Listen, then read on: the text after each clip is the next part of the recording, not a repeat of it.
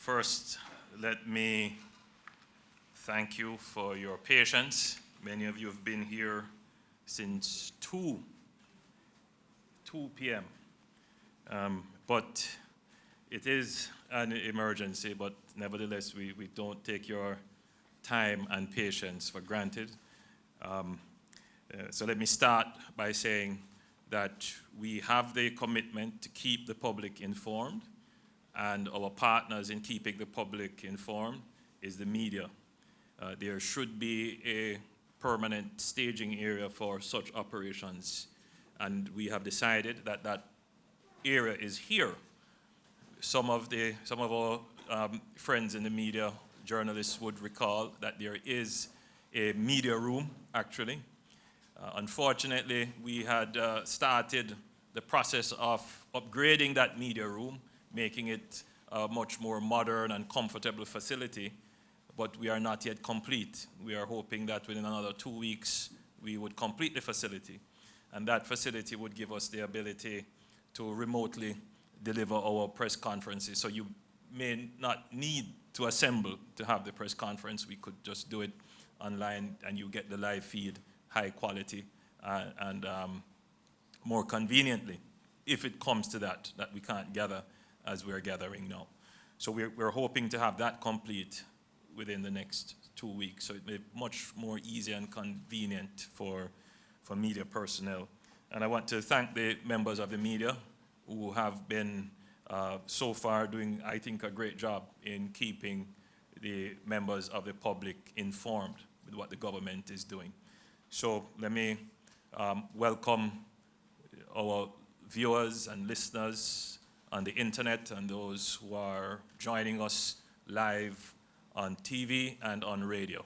And of course, Jamaicans in the diaspora, and indeed, these days you just basically have to say the world that is watching.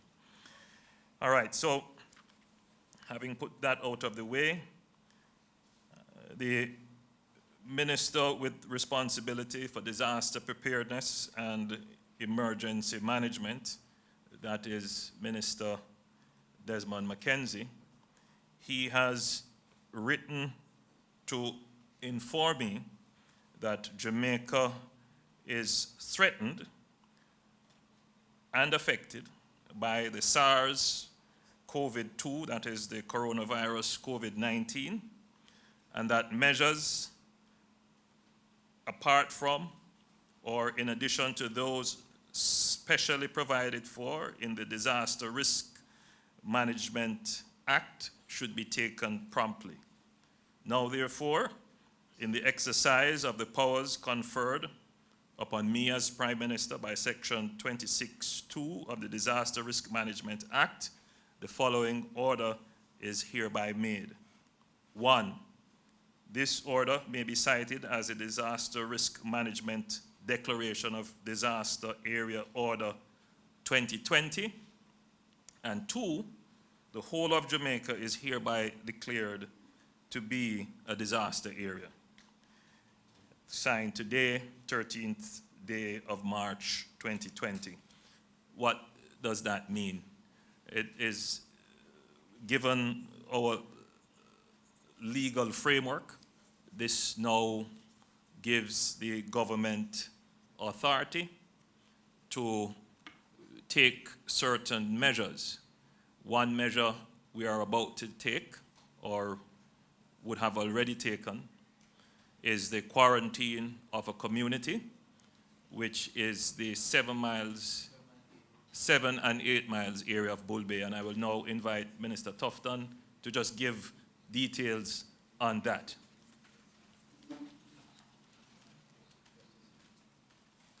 Thank you very much, Prime Minister. Good evening to my colleagues and to all who are here.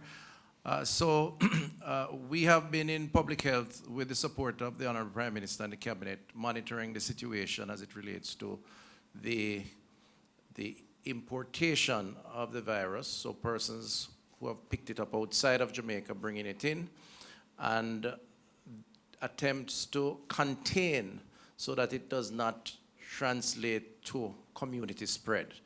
And a number of things have been done to date. First of all, as you know, we had announced 2 positive tests related to 2 individuals who had a travel history involving the UK. And those individuals, having determined that they had symptoms and assessed their travel history, we proceeded to interrogate them and to attempt to do a tracing of who they came in contact with within their particular community or wherever they went, and made a risk assessment of those individuals. In some instances, those individuals were encouraged or placed under house quarantine, so they were held in their homes, and an appropriate monitoring mechanism put in place, temperature checks and so on. In other instances, they were brought into our government-managed quarantine facilities and monitored over time.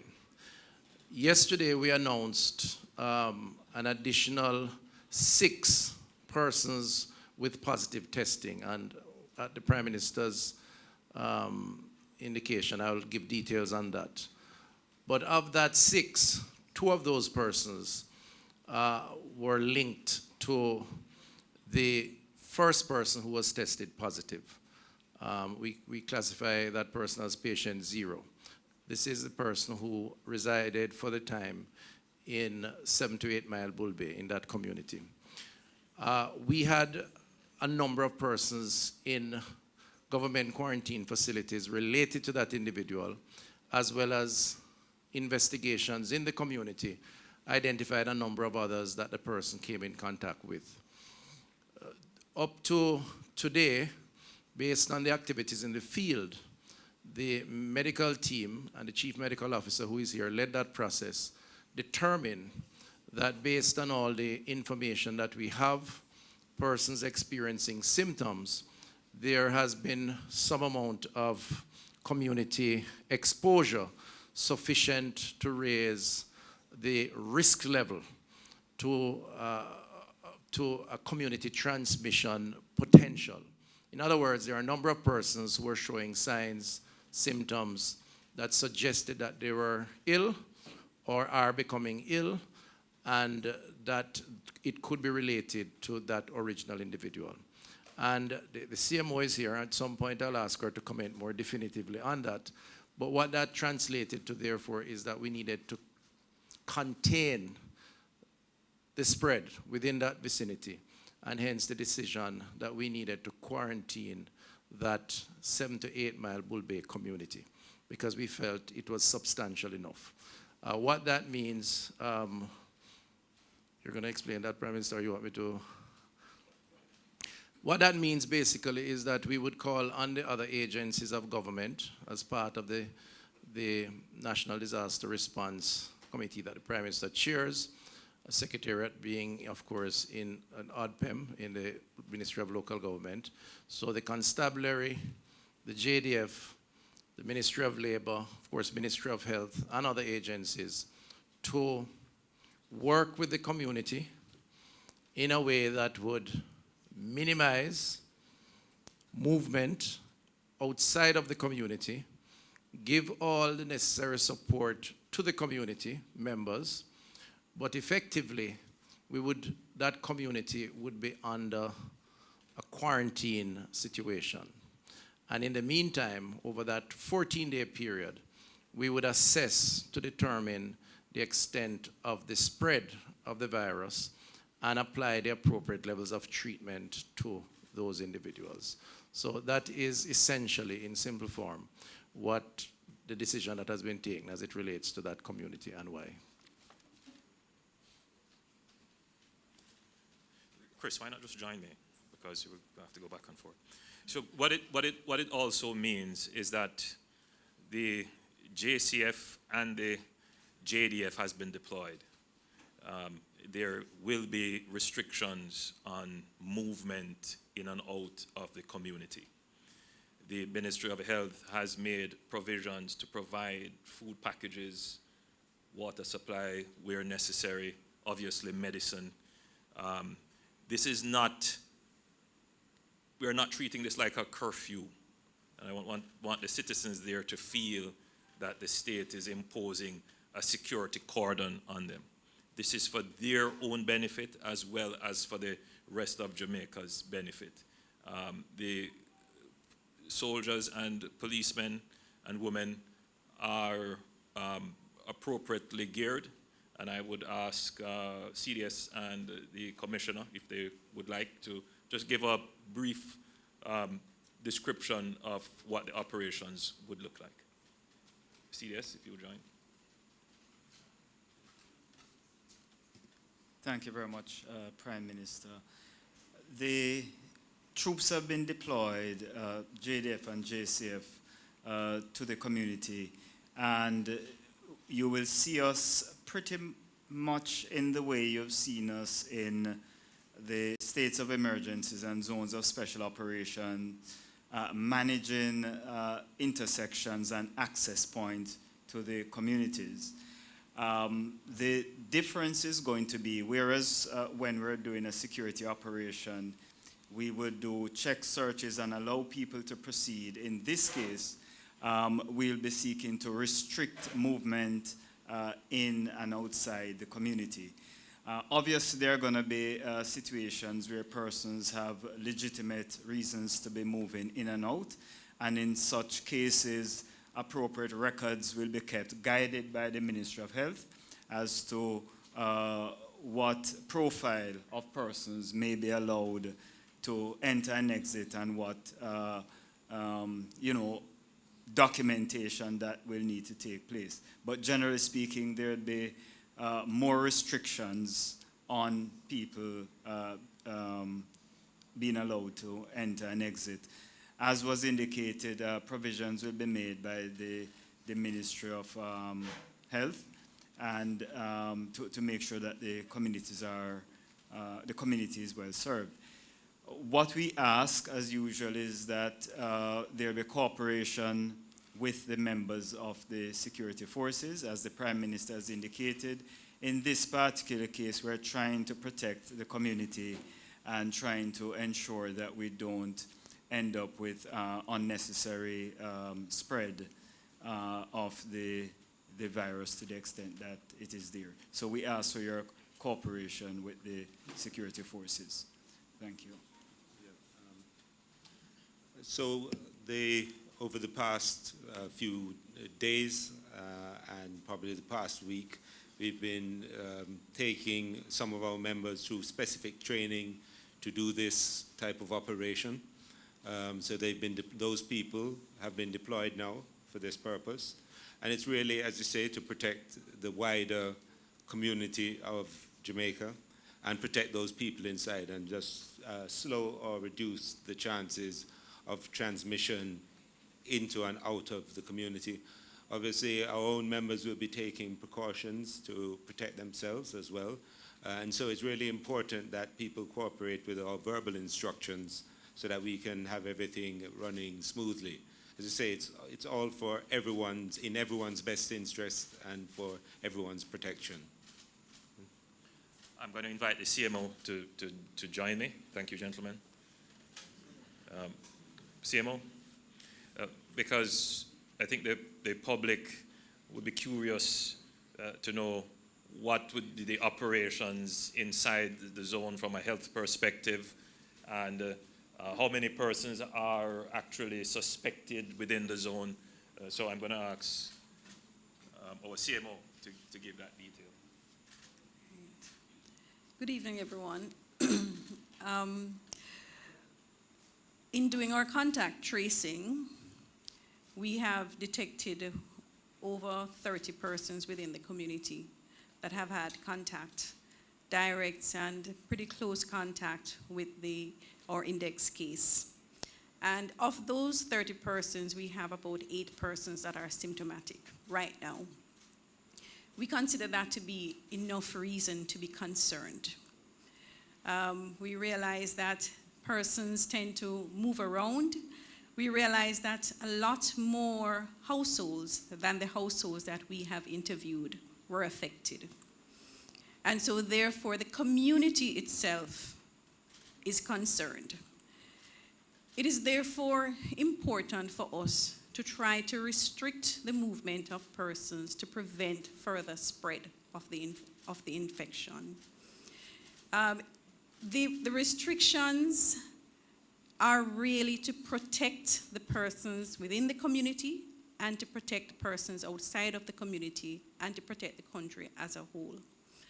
Our aim during the next 14 days when the community is under these restrictions is to educate.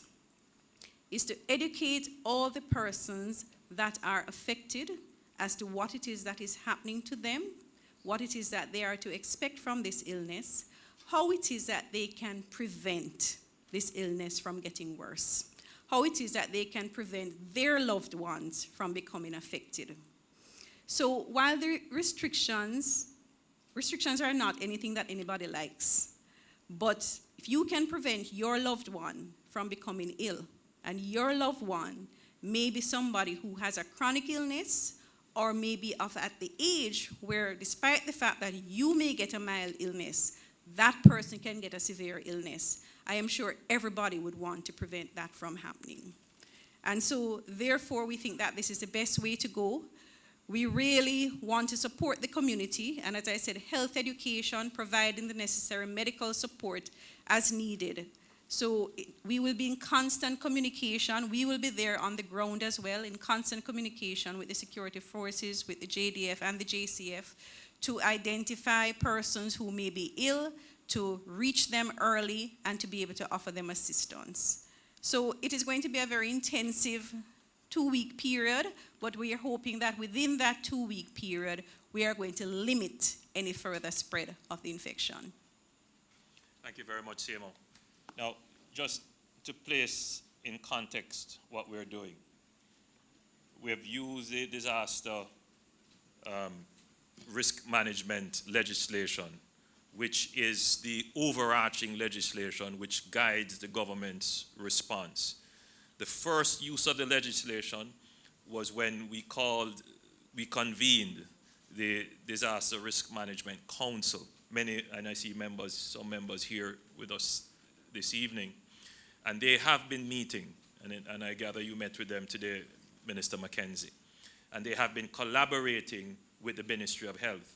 So I want the country to appreciate that the entire government and civil society and NGOs are mobilized, and that mobilization will become even more intense as we progress into this crisis that we now face. There are various subcommittees of the National Council all working on different areas. My job as Prime Minister is to make sure that everything works together. And the Cabinet is in support of that, giving the general policy guidelines and promulgating the various initiatives as we are doing now. Now, the legislation also gives us certain powers to act.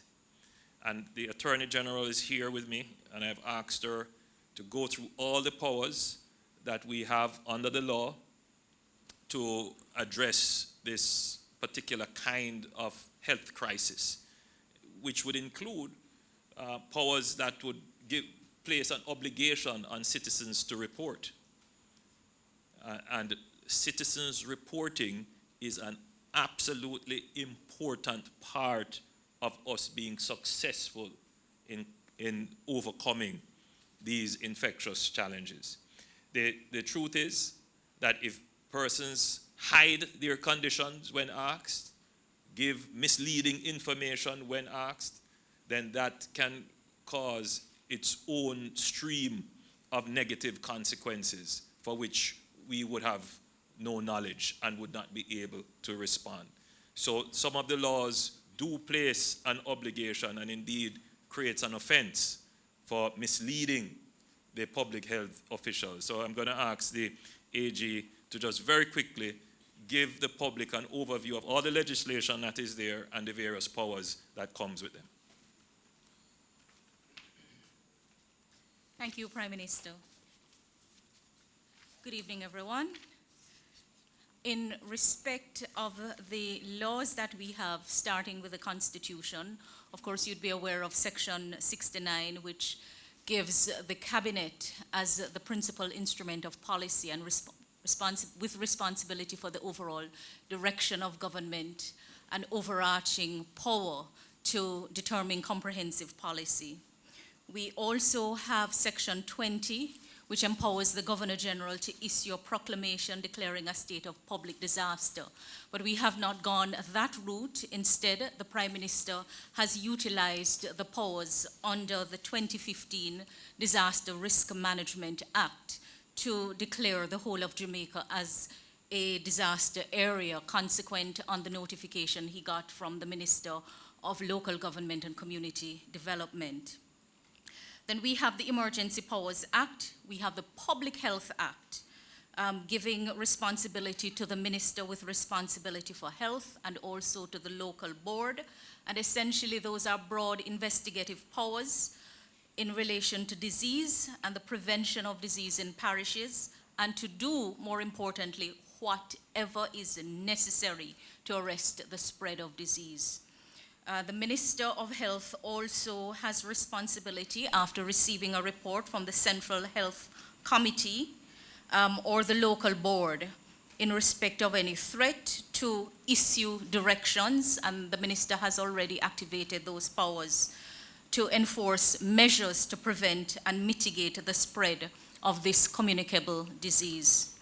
The Public Health Act, again, authorizes the medical officer health or persons authorized in writing by the Minister of Health or the local board the right of entry upon any private premises to take action considered necessary in the interest of public health. So it means, say that in standard which Jamaica. means that if there is suspicion that something is happening in your private places, the minister may authorize entry there to investigate.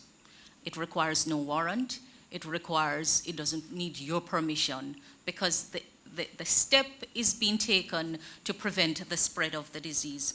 Minister of Health also is making additional regulations in relation to the treatment and prevention of this communicable disease, the isolation of patients, disinfecting and closing and destroying, if need be, of buildings which are, in which infected persons have lodged.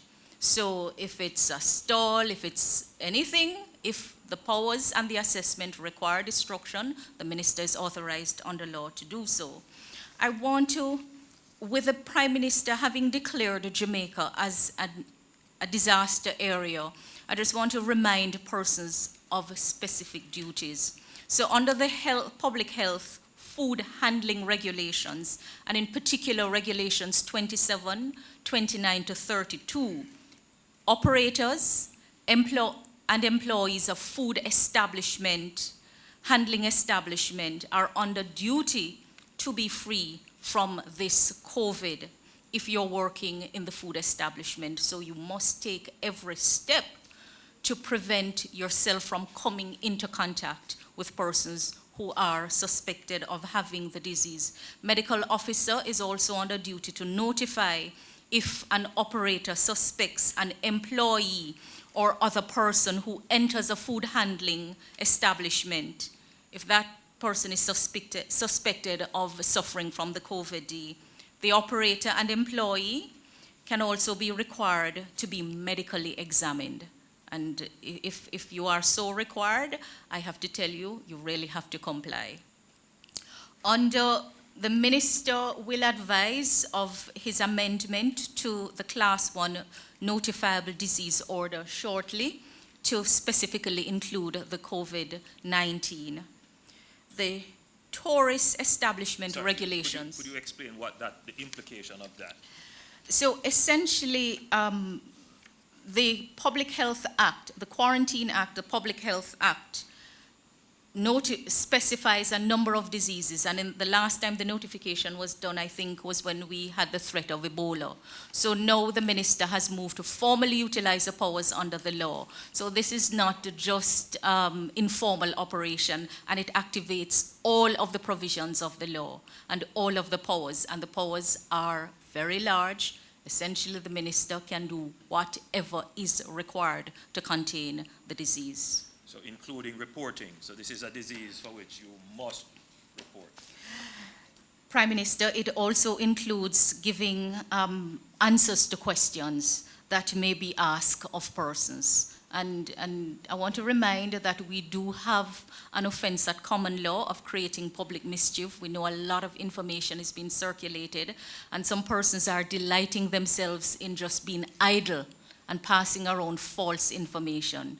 You do so at your peril, because every constable is now authorized to enforce all of the laws in relation to the Quarantine Act. Specifically, Section 12 of the Quarantine Act places a duty on every constable to enforce compliance with any order, instruction, or condition that is made or imposed under the Act, using force if necessary. And they can enter your private premises to so enforce. So there is really no room to hide, and we're asking everyone to cooperate, because the government must act and must take every step necessary to safeguard you. To go back to duties that are imposed under the Public Health Tourism Establishment Regulations, Regulation 30, there is a duty to report to the medical officer where there is suspicion or confirmation of the COVID or any other communicable disease. And owners and operators must report. I know Minister Bartlett is already aware and is taking steps to circulate it to players in the industry. Then we have our hairdressers and our beauty therapists and our cosmetologists and beauty salons. We do have a regulation which specifically speaks to those operations. Regulations 11, 13, and 14 in particular imposes duties on the beauty therapist, the cosmetologist, the hairdresser, and the local board to ensure that you are not contaminated and that you are not contaminating anyone. So you are under duty to be free from this disease when working in your capacity as a beauty therapist, as a cosmetologist, and as a hairdresser.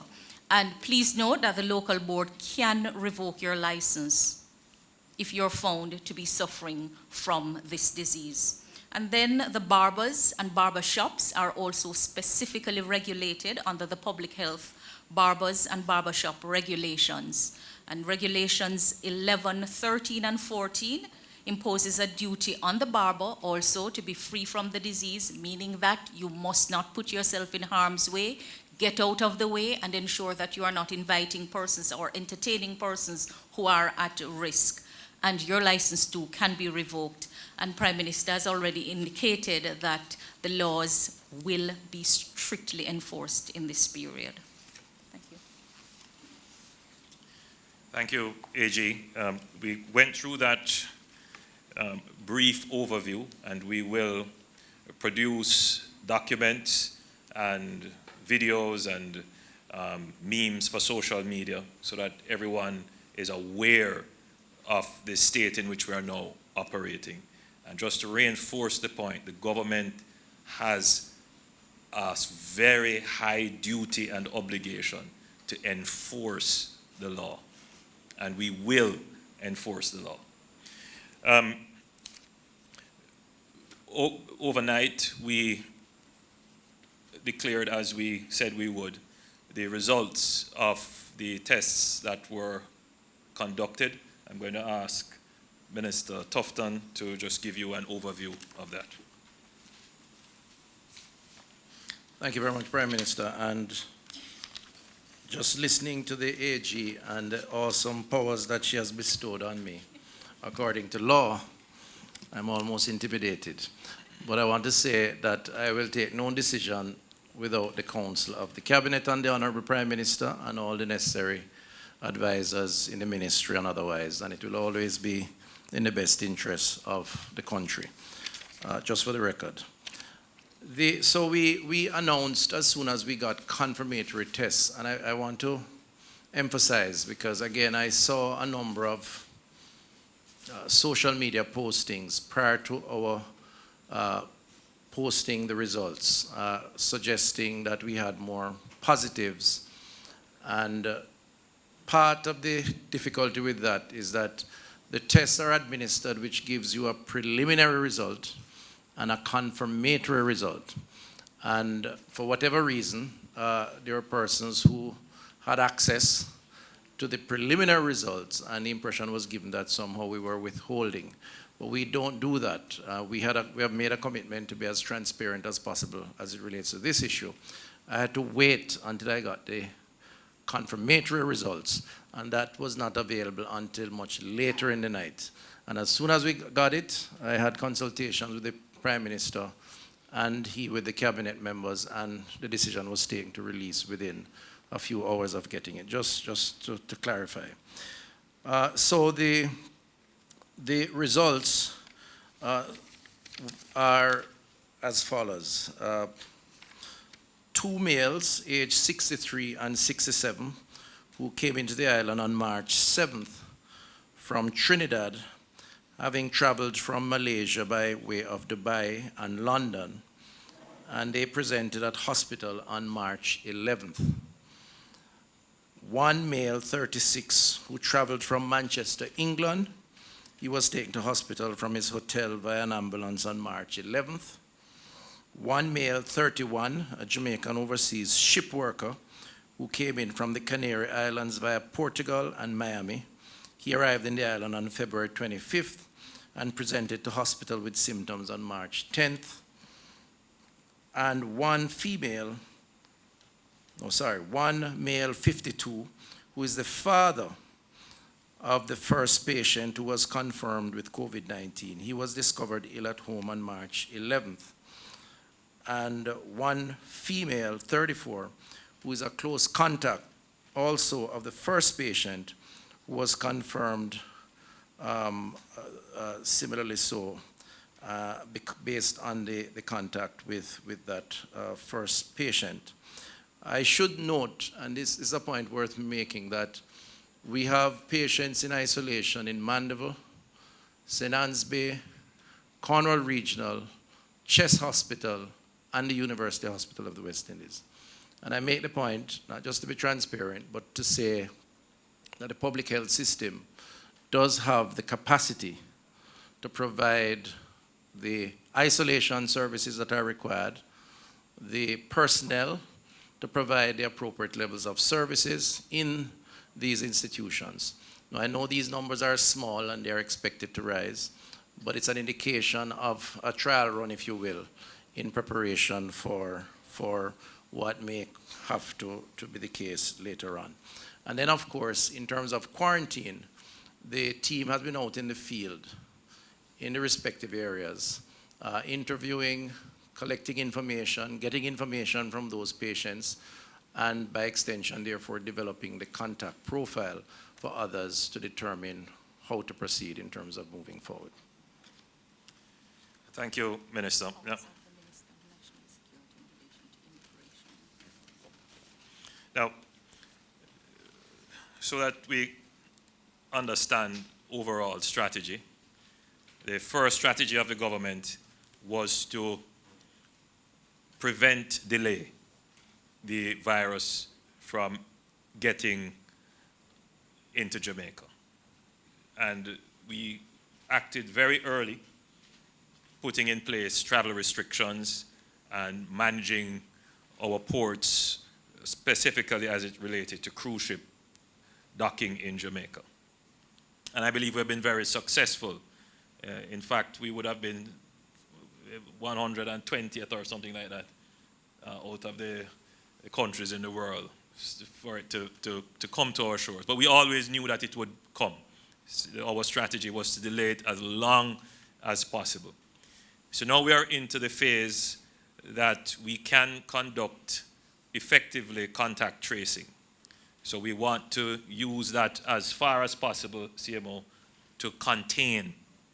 And what we're doing now are taking all the measures within the next 14 days. We're in that 14-day period of containment. And we're going to try as hard as possible to contain it. And the two strategies of prevention and containment, they have to work together for some time. And therefore, we wish to today announce that we will impose a travel restriction or travel restriction on the United Kingdom. The Minister of Foreign Affairs is here if you would want to join us, if there might be things you would want to explain. I'll ask the Permanent Secretary in the Ministry of Health if you would want to join us as well to explain what that means, the travel restrictions. You would want to explain it? Well, I could start, but it's really health that does the declaration.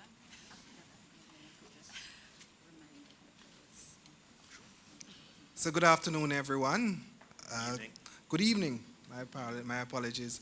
So the travel restrictions are in similar light to the travel restrictions that we have put in place for the 8 other countries that are on our restriction list.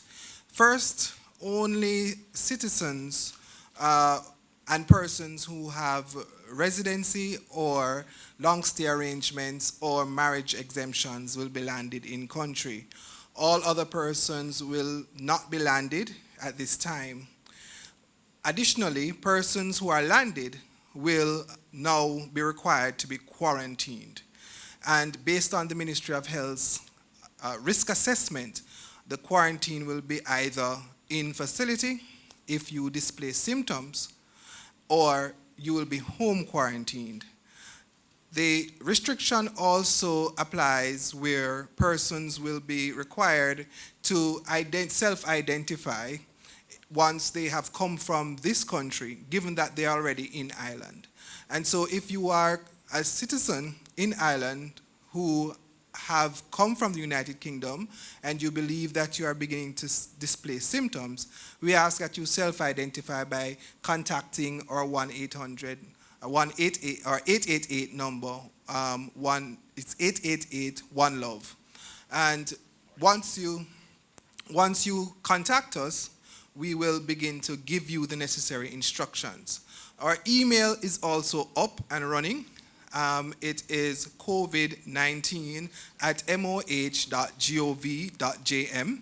And we ask that citizens who believe that they are affected or because of their travel history, that they take the necessary actions to inform the health officials within these medium that we have advised.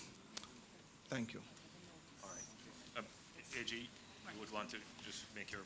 Prime Minister, ladies and gentlemen, just to say that in relation to travel restrictions, there are powers under the Immigration Restrictions Commonwealth Citizens Act, and also under the Immigration Restriction Commonwealth Citizens Act and Immigration Restrictions Commonwealth Citizens Regulations under the Alien Act as well. And essentially, a health officer or an immigration officer may declare a person a prohibited immigrant because of that person's condition in relation to a communicable disease. The immigration officer, health officer, as well as the minister with responsibility for immigration, who is the Minister of National Security, in respect of a prohibited immigrant who has the disease, may exercise discretion to allow them or to deny them stay on the island, and also to subject them to quarantine and isolation. The Minister of National Security will also be exercising his powers in relation to the promulgation of regulations for the ports of entries and the times and places and conduct of inquiry or examinations, medical or otherwise, in respect of persons entering or persons desiring to enter the island. And if need be, we will also activate the powers to have removed from Jamaica anyone who's declared a prohibited immigrant as a result of the disease. And generally, the immigration officers are instructed and reminded of their powers to refuse to land anyone where the health officer certifies that they are undesirable in relation to the disease. Thank you, AG. Thank you, Prime Minister. The Permanent Secretary did and his usual creditable job in clarifying or laying out the criteria for the travel restrictions. Essentially, they follow the exact same lines as the restrictions in respect of the other countries for which Jamaica has imposed these restrictions. Just to clarify that when these announcements are being made, there are likely to be planes in the air from the United Kingdom. So these planes will be landed, but it is anticipated that flights that would be scheduled for tomorrow and going forward, that those will take, or rather the restrictions will be applied there too. It would not be appropriate, reasonable, or perhaps even possible without legal consequence were we to apply them prior to the airlines being notified. And accordingly, those processes are already underway, having been triggered by the ministry responsible for tourism and the other relevant agencies and departments. Thank you very much, Minister Johnson-Smith. One of the things I want the public to see, to understand, to appreciate, is that though there is a crisis, there is no breakdown in law and order or the functioning of the state. In fact, what we're doing is using law to create order by ensuring that the state functions. And which is why we have gone through with a fine-tooth comb to make sure that we are well aware of the legal framework in which we are operating. Why? Because there will be life after COVID. And people may want to utilize the judicial system, whether it is overseas or local. And therefore, we are making sure that whatever we do is well within the bounds of the law. And that is an important signal to send to the country that it doesn't mean that this is the end of days. This is a state must be able to use its laws and its bureaucracy to respond to challenges. And that is what this government is ensuring will happen. I'm going to call on Minister Mackenzie shortly, but before I do, Minister Tufton has some other things that he needs to bring to your attention. Thank you very much, Prime Minister. So just to give 3 more minutes of what are some of the other things that public health is doing. We have begun the process of expanding our isolation areas in hospitals across the country. So today I was in Montego Bay, we met with the 4 parishes of Western Jamaica, and the plans are in place. Areas of the hospital have been identified, and those areas are going to be cleared out and essentially become the isolation ward for that parish. Now, we all know that we don't have hospital beds just laying idly down for COVID or any other such special occurrence. So it's going to need some prioritization. So part of providing that isolation area is also to provide an alternative. I'll give you an example, just to give you sort of a practical sense of what we're doing. We are converting in one case what was the accident and emergency facility into an isolation ward. So we'll equip it with all the necessary furniture, and with the allocation of resource from the Ministry of Finance, we have already on order ICU beds, ventilators and so on. Some we have, a few, but we have to get more. So that is now taking place, and we expect that in the coming week, we would have had a number of those wards up and running and the alternative arrangements made for persons who would need to vacate those facilities. The other thing that we're doing quickly is expanding the personnel to deal with what we anticipate will come. So we have been in dialogue with the Cuban ambassador, and by extension the Cuban government, to get an additional cadre of nurses, and we so far specialist nurses. So on the 24th of March, we will see our first 21 nurses arriving on the island from Cuba. These are nurses that we have a strong relationship with Cuba as it relates to nurses. We have over 300 health professionals that are Cuban working in our public health system. So that tradition is strong. We made a special appeal given the challenges.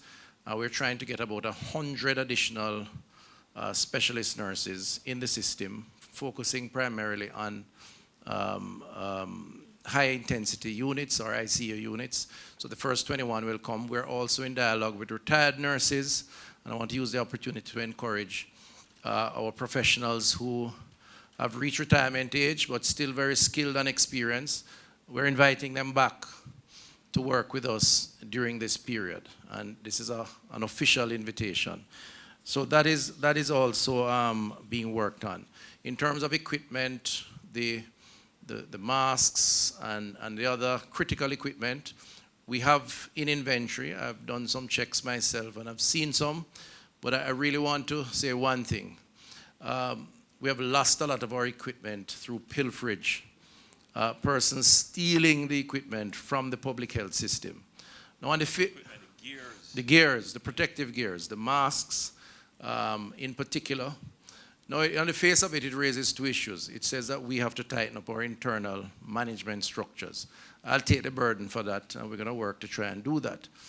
But worse, I think, it really speaks to an unfortunate breakdown in just our social conscience, not to mention the deviant behavior, which is obviously illegal.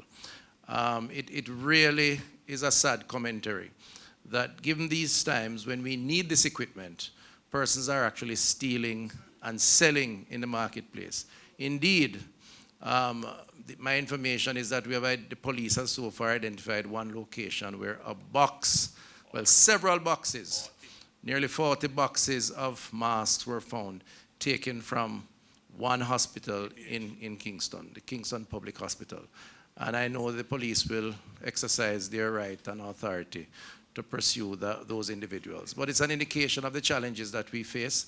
So I want to encourage Jamaicans, please refrain from doing this, and those who see it happening, give us the information and don't participate in that, because you're really contributing to the challenges that we face.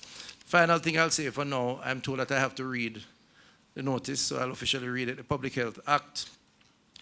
The Public Health Class 1 Notification Disease Amendment Order 2020 in exercise of the powers conferred upon the Minister by Section 2 of the Public Health Act. The following order is hereby made.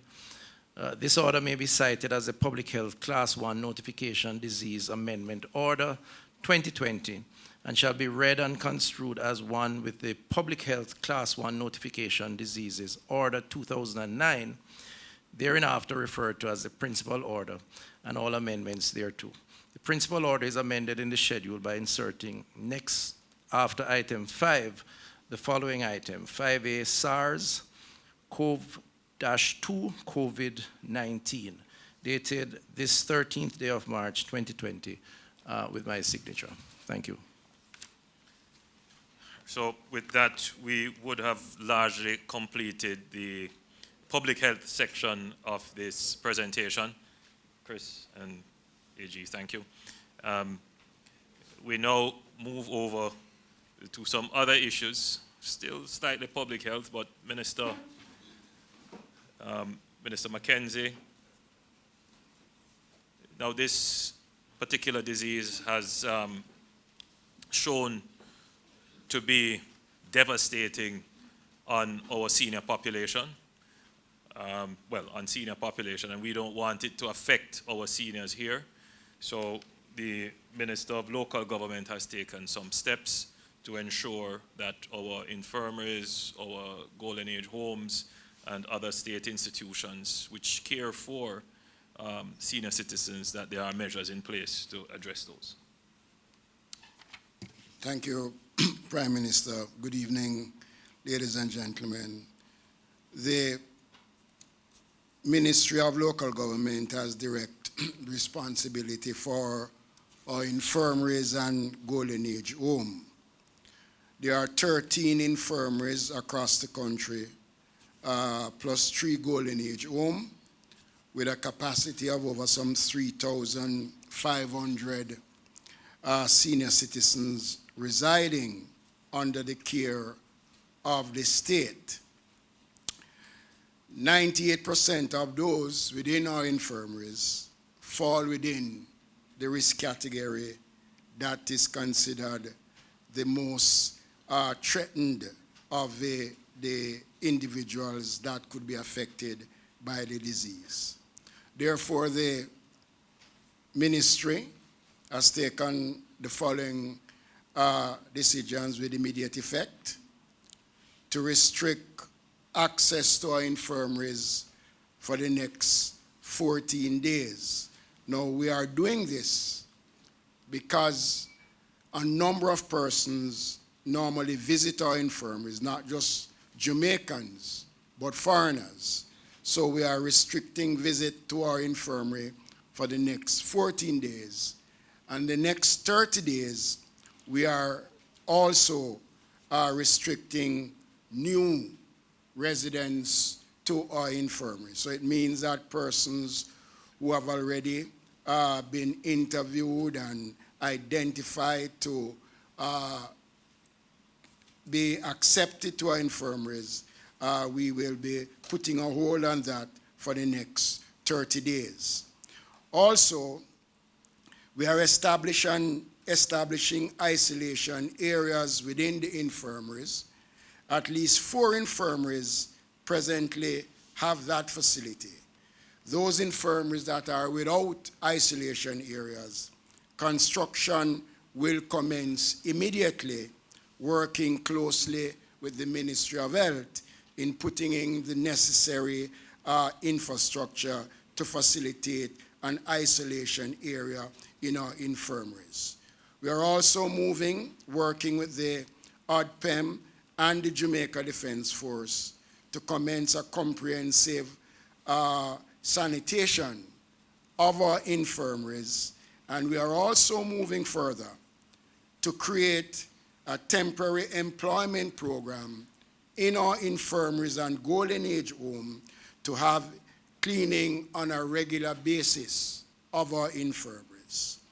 We are also moving to provide adequate medical and nutritional support to the infirmaries.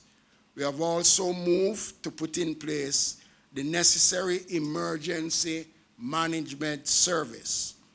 The Jamaica Fire Brigade is equipped in 5 parishes to provide ambulance services, and those areas without ambulance services, we have already contacted and make arrangements with private operators to provide those requisite service if and when those services will be required. We are moving to renovate a cluster at the Vineyard Town Golden Age Home and a section of the Maypen Infirmary to house social cases from our hospitals. In discussions with the Ministry of Health, there are over 132 such cases that are occupying bed spaces in our hospitals, and the infirmary is moving to create facility to ensure that we accommodate those we can. We are making provisions to house 50 such cases out of our public hospitals. I want to make a special appeal to persons. Cooperate with us, because we are speaking about a population that is vulnerable, and God help us if we should fall prey to this. Thank you. Thank you, Minister Mackenzie. Now, the last time I spoke to you, the question was asked about water and utilities, and I committed that we would have a meeting with the utilities. Minister Favour Williams is here, and Minister Vaz is here to give me some assistance with water. But we'll start with Minister Williams to just give us a brief update on the state of our electricity and our telecommunications services, how ready they are to withstand any challenges. Thank you, Prime Minister. Good afternoon, everyone, or good night, everyone. So I met today with the telcos, and had a teleconference with JPS. In terms of the telcos, they went through with me their emergency and business continuity plans, which included identifying critical team members, ensuring that they had redundancy, ramping up their monitoring of the network, and pretty much treating the situation as a disaster. And I heard this from both companies. They've also indicated that to the extent possible, they are requiring persons to work from home and ensuring that this is so. In terms of what it is that they'd be able to do in short order to increase connectivity or bandwidth, they are going to be looking at their networks to see what they could possibly do. In terms of the interface with the customers, they were going to put on additional persons to be answering calls. They also agreed that for the numbers that the Ministry of Health has published, persons will be able to get access to those numbers even if they don't have credit on their phone. And I want to take this opportunity to remind you as well that all the government websites are zero-rated, meaning you can get access to them even if you don't have a data plan. In terms of JPS, had a teleconference with them and the team. They've also activated their emergency planning. I'm pleased to report that the important issue of having capacity, they have indicated to me that they have the biggest margin of capacity they've ever had in the system, meaning they have some 300 megawatts above the peak demand, and if necessary, there's an additional 60 megawatts on standby if needed. They've activated their business continuity. They're ensuring that their system control center is adequately manned. They're looking at just different ways of ensuring that they stay on top of things. For example, they said for the system control center, which is the heart of their grid management, that they'd be working from 3 locations, of which 2 are backup locations, that they have some 90 days of food supply. They're in touch with all the independent power providers to operate from an emergency basis as well. They've put in place, from a financial perspective, they've put in place their emergency cash planning and cash strategy. So that means they are already in touch with their bankers to ensure that there is smooth sailing that way. And let me just add as well, Petrojam. We've spoken with Petrojam as well. Petrojam has indicated that for all their products, there is adequate supply. And as of yesterday, when I spoke with them, there were no issues that they saw on the horizon in terms of supplies. We have an agreement that of all the entities that I've spoken about, that we will be in touch daily, if there's any update from their side as well as from the government side. So this is the update I have as of today, and if needs be, if there are changes, we'll communicate that to you. Thank you. Thank you, Minister. Now the difficult one, water. Firstly, let me start by acknowledging that, water is life, and certainly with the COVID threat, it is even more so. The challenge we've had is that our infrastructure, our water infrastructure, is very much aged. We have started the process, however, of upgrading the water infrastructure. So, for example, on the recently completed Constant Spring Road project, we have changed out a distribution line which is 80 years old. I personally went and looked at a section of that line, and it is totally corroded and encrusted. The volume of water that should be going through that line is probably reduced to maybe 20 or 30% of its capacity. But after 80 years in existence, the line is obsolete, but it is still carrying water. That line has to be connected now to the existing system, and customers, road users would see the NWC digging up the road at various intersections. That is in the process of making the connection. I have with me here Mr. Garth Jackson, who is the Vice President of the NWC. Would you care to join us, Garth? I know you're reluctantly moving to do so, but...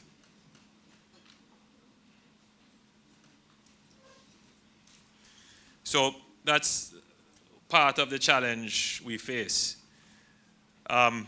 You would have seen, those of you who travel on the Mandela Highway, you would have seen 2 pipelines running parallel to the Mandela Highway. Again, that's new water infrastructure that we have put in place, which will carry about 2 million, 3 million gallons, additional 3 million gallons of water into the corporate area. They have just connected into an existing pipeline along the Washington Boulevard that would see communities off Washington Boulevard and off Malines Road being their service improved. The major challenge would be for communities off or along Spanish Town Road going into downtown Kingston. That line, again, is probably over 60 years old. It cannot take any pressure. So though it is carrying water, if it were to carry water under pressure, which means that the water would be able to go up 2 or 3 stories, then that pipe would break. And you would see them digging up Spanish Town Road from time to time, trying to patch, and that is because whenever the pressure is increased on those pipes, they break, or when there is no water in them at times, they collapse. That just tells you that those pipes have to be abandoned. We have allocated and started the process of procurement. Well, we have passed that procurement process. We have almost awarded a contract, just about awarded a contract for $60 million US. And that would mean replacing that main. It will take a year to do. I can only but tell you what the reality is. In the interim, we have to put in mitigating measures. I have gotten numerous calls and complaints about Mandeville.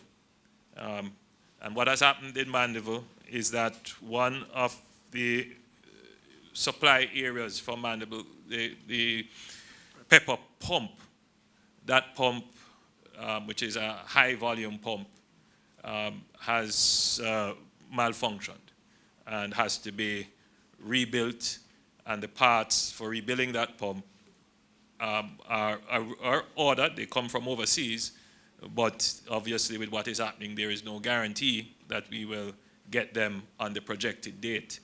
It is projected that we should have the parts to complete the repairs by Wednesday of next week, and that they could do the installation on that weekend following. However, I would not here give any undertaking that the parts will come as we have projected, given what is happening. So in the interim, and there are other communities where we have received all the calls about water.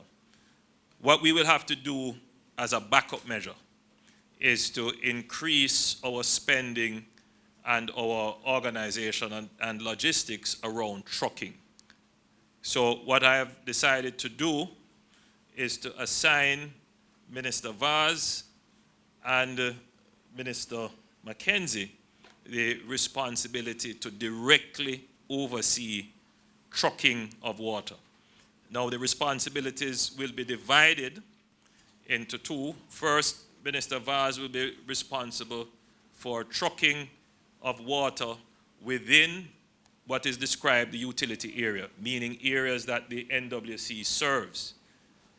And customers, specifically now, public bodies, so, well, school is out for 14 days, but the essential services, our police stations, our hospitals, our clinics, health centers, correctional services, the infirmaries, libraries if they continue to remain open, public offices including the Inland Revenue and all public buildings that require water but are not being served by the NWC, though they are within the utility area of the NWC.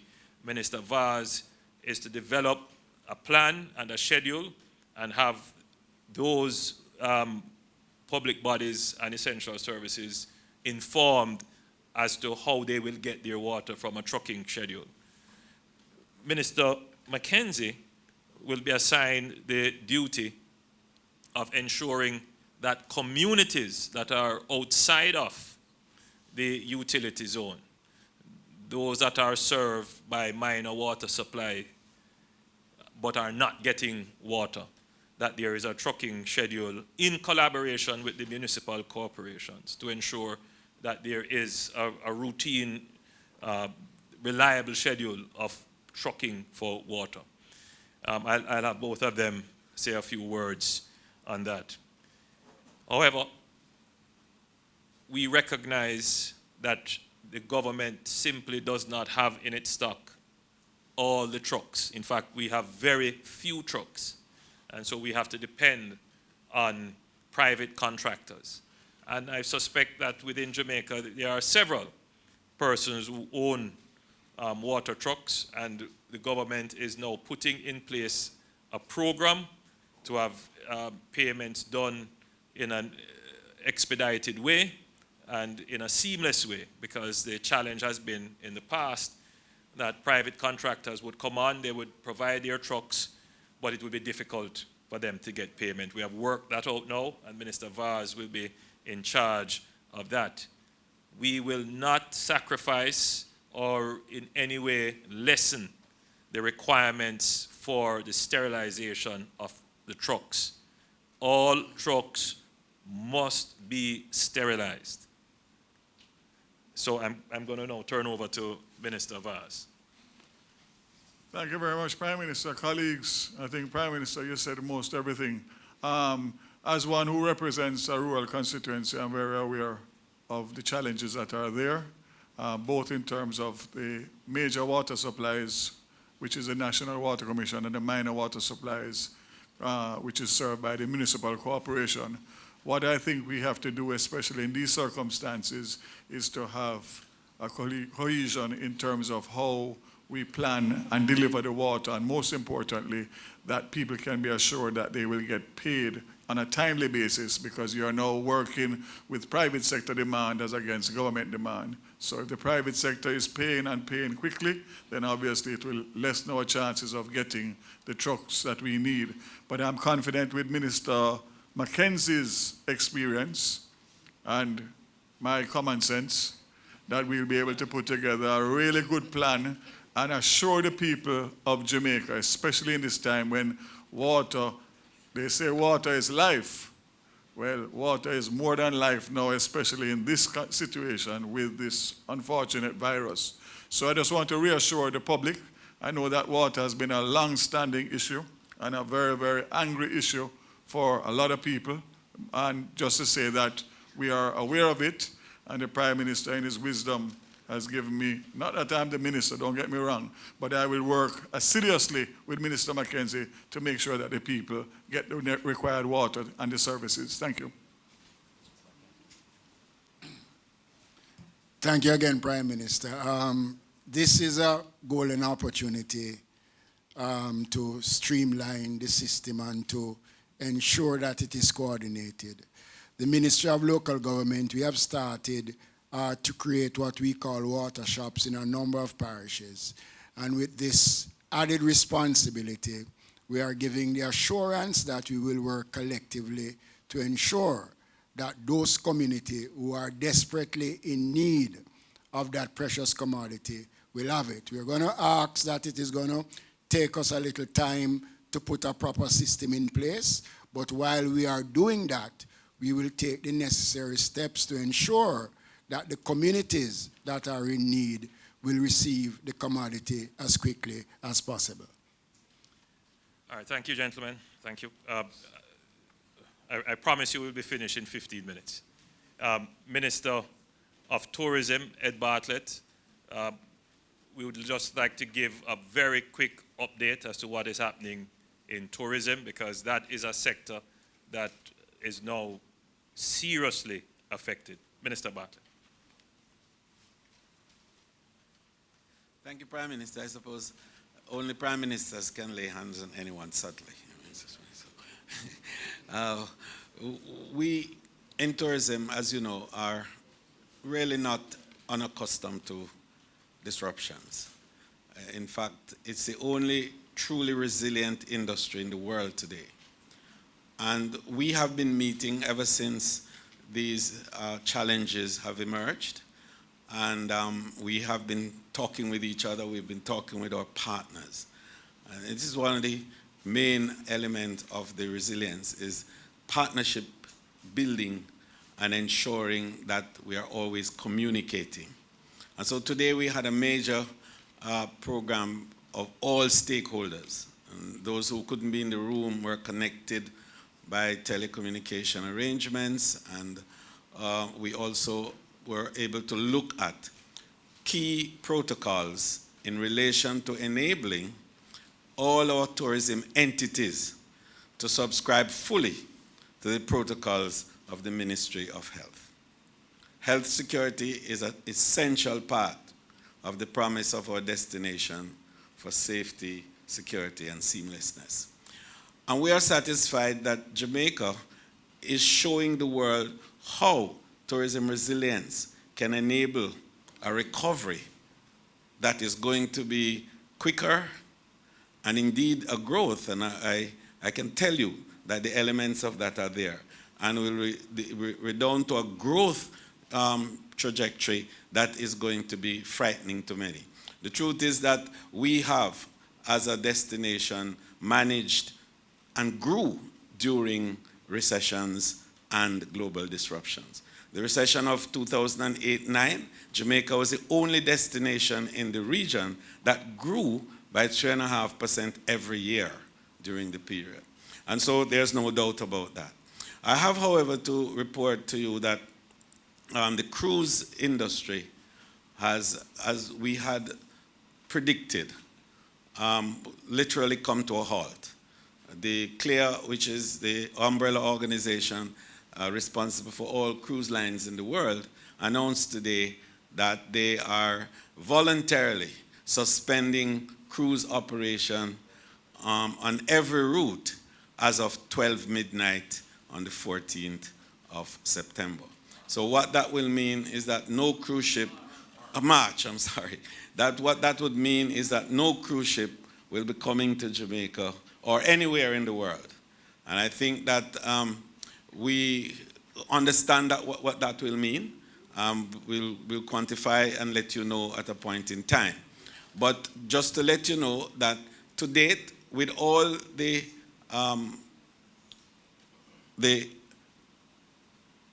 travel advisories, and in our industry, that's what we talk about, travel advisories. We don't talk about restrictions or banning or those, we say advisories. So all the travel, the elevated travel advisories that we have had to deal with, that in all of it, your country is still holding its own.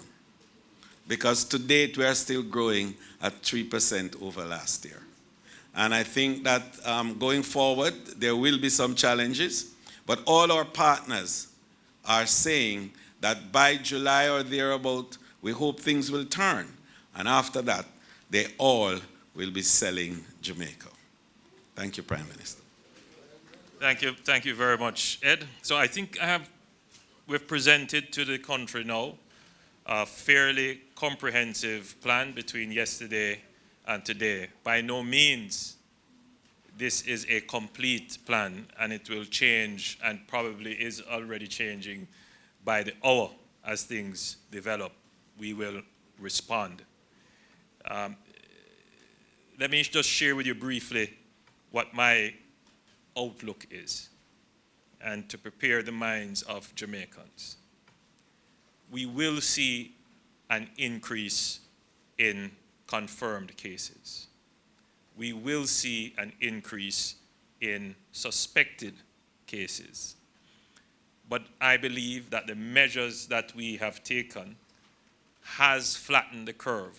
That is the jargon used in terms of describing the activities necessary to manage the crisis. In other words, once disease is in your country, it usually spikes, and sometimes the spikes could be very steep.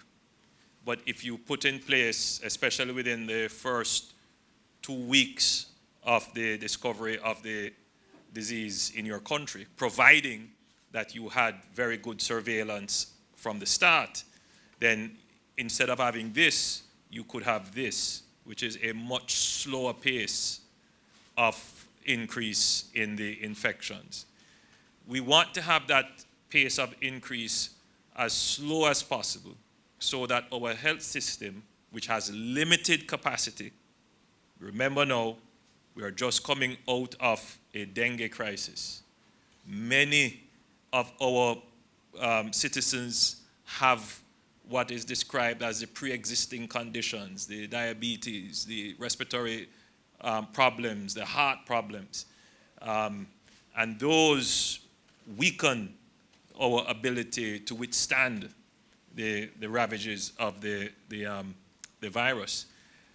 And so our health system is already under stress, and now to put this on top of it is really going to create a problem, which is why the government has to respond in this way to contain the virus.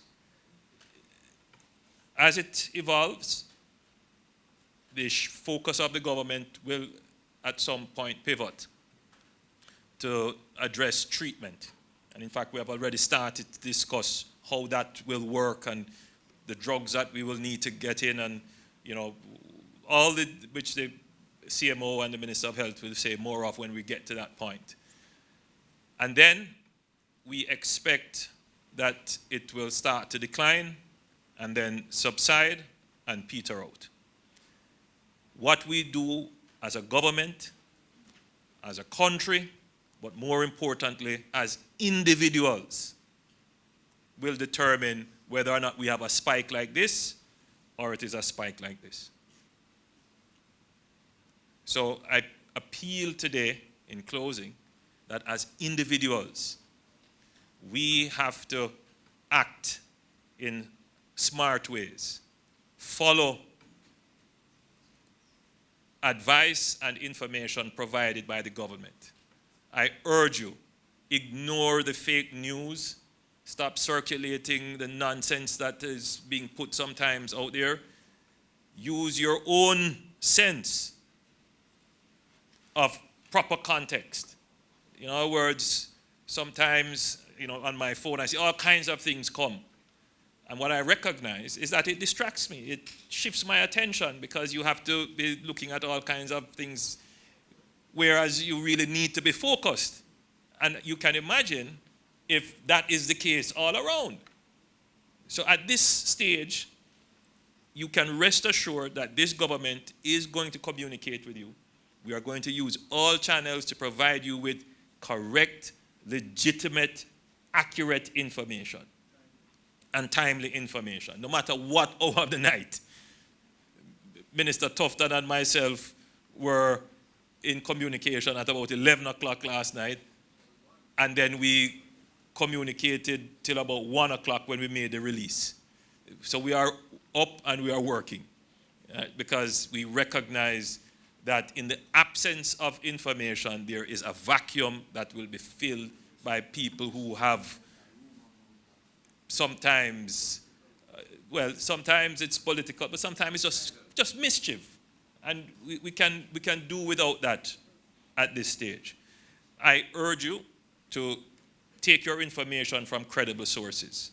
The government of Jamaica should be your first credible source of information. And the media has been very cooperative in carrying what we say and publishing the information that we have given. One point of correction, which is important to note, the first press conference that I gave, I said that one patient number 2, was a non-Jamaican. Further information is that patient number 2 is a Jamaican. Right? So that's for accuracy and completeness. But of course, with a travel history coming from London. So that's very important that we clarify. And you can rest assured that if we get it wrong, once we discover, we will come and tell you this is what the situation is. So we are now in the trust building phase exercise. This is what it is, so that the public can just act on what we say rather than having to second guess and use information from sources which are not verifiable sources. All right? My own view is that if we're successful in these 14 days and every citizen follows the quarantine, reports, I know the challenge of reporting to the Ministry of Health through the lines because everybody's calling in. That will improve as people realize that the panic phase is not necessary and people use the lines with discretion. In the interim, send in your email so that we know. If you feel ill, and I've seen a case where persons panicked, they felt ill, and they left their house, took a taxi, wanting to go to the hospital. That is just transmitting the disease. If you feel ill, the first thing you should do is isolate yourself. Then get persons who are probably close to you to make a call on your behalf if you can't do it. Get through to the health system and we will respond to you. But don't just turn up at the hospitals because that is just further spreading and contagion. Keep social distance. Very important. And the recs up, I've seen 6 feet and I have seen 3 feet. Well, I would be right in between 3 and 6 feet. Wash your hands regularly. There's a lot of complaints out there that hand sanitizers, but that is being worked on. We will get those in, and they are manufactured here locally. We are working behind the scenes to iron out all the kinks. Of course, just keeping a positive outlook and a good frame of mind will help. I'm confident that we will get over this, and Jamaica will, my own view, and I think that it is almost providential that this has happened, so we get a chance to reflect on what we're doing, to recalibrate some things that we're doing, and then we will get back on that growth trajectory that we had started. The Minister of Finance, I know, is working very hard. He gave his press conference yesterday, and the Cabinet on Monday will discuss further measures, refine them, and then we'll come to you.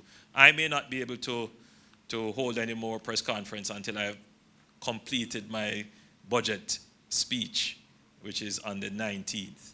So the next time you will probably see me addressing the nation would be in Parliament. Ladies and gentlemen, thank you. Thank you so much, Prime Minister.